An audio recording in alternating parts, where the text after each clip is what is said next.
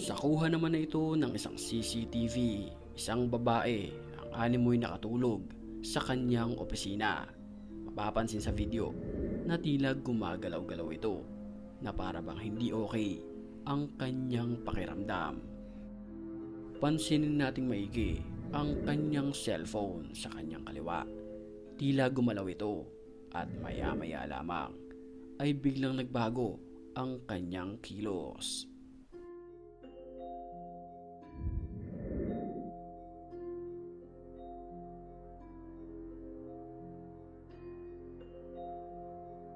Sa mga pagkakataong palang iyon ay pinapasukan na siya ng masamang espiritu.